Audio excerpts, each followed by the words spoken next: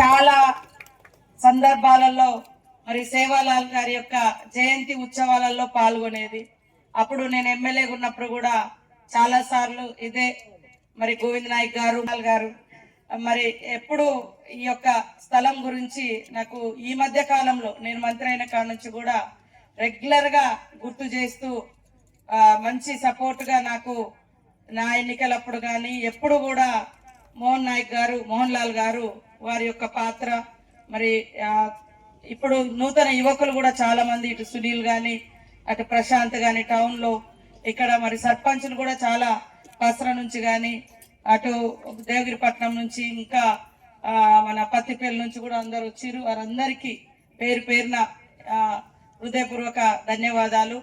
ఖచ్చితంగా చాలాసార్లు అడిగినప్పుడు నా దగ్గర అవకాశాలు లేకుంటుండే, ఇప్పుడు అవకాశం వచ్చింది కాబట్టి మన దగ్గర అవకాశం ఉన్నప్పుడు మనలాంటి అణగారిన వర్గాలకు మరి పేదలకు దళిత బహుజన గిరిజన అందరికీ కూడా మనము అందుబాటులో ఉండి సేవ చేయాలి.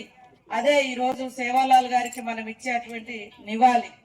అందుకోసమే మరి నేను చాలా సార్లు వాగ్దానం చేసుకుంటూ వచ్చిన వాస్తవానికి గుడి కట్టిస్తా అని లేదా స్థలం ఇస్తా అని, కానీ నాకు అప్పుడు అంత అవకాశం లేకుండాండే. కానీ ఈరోజు అధికారంలోకి రాగానే పోయిన సంవత్సరం ఇచ్చిన మాట ప్రకారం ఇమీడియట్లీ ఈ యొక్క జయంతి వరకు మనం స్థలం ఇవ్వాలి అని అనుకున్నాం. దాని ప్రకారంగా పెద్దలు గౌరవనీయులు మోహన్ లాల్ గారికి ఇటు చందర్ గారికి మరి వాళ్ళ మన టీచర్స్ కూడా చాలా మంది ఈ యొక్క కమిటీ నుంచి కూడా వచ్చేవాళ్ళు, జయరామ్ గిట్ల వాళ్ళందరూ మరి వాళ్ళకు కూడా మీకు నచ్చిన ప్లేస్ చూసుకోండి అంటే ఇది చూసుకున్నారు. వాస్తవం నేను కూడా చూడలే, మీరే చూసుకున్నారు.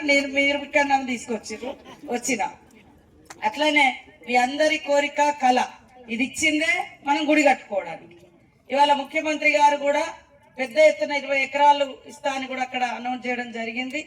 గతం కంటే బెటర్ గా జాతర మన జయంతి నిర్వహణ కోసం కూడా ఖర్చులు పెంచడం జరిగింది.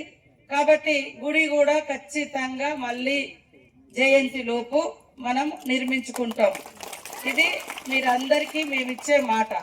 ఇప్పుడు మీ సమ్మక్క సార్లమ్మ దగ్గరికి న్యూజిలాండ్ దేశం నుంచి వచ్చారు. వాళ్ళు వచ్చి ఇక్కడ డాన్స్ వేసారు. వాళ్ళు అక్కడ కూడా ట్రైబల్ కమ్యూనిటీ అంట.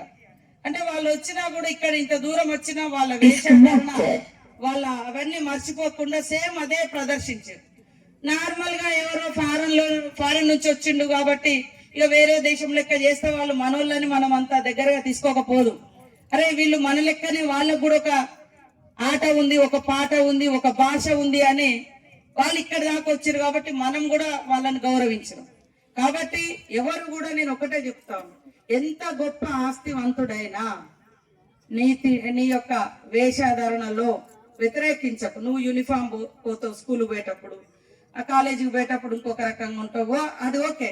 కానీ ఇట్లా మనకు ఒక పండగ వాతావరణంలో ఇవి ఖచ్చితంగా మనం చూపించుకోవాలి. అప్పుడు అది దాని యొక్క గ్రేట్నెస్ గొప్పతనం అనేది అందరికి తెలుస్తుంది. పండగ అంటే సంబరం. ఈ సంబరంలో వేషం ఉండాల్సిందే, మన ఆట ఉండాల్సిందే, మా పాట ఉండాల్సిందే.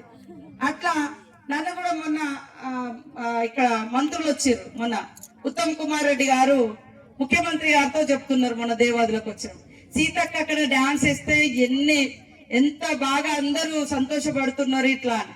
అంటే ఆ డోలు కొట్టంగానే అది వస్తుంది, ఇక్కడ కొట్టంగానే ఇది వస్తుంది. అదే చెప్పినాము. అది ఏ మంత్రి అయితే ఇంకెవరైతే అది మన చిన్నతనంలో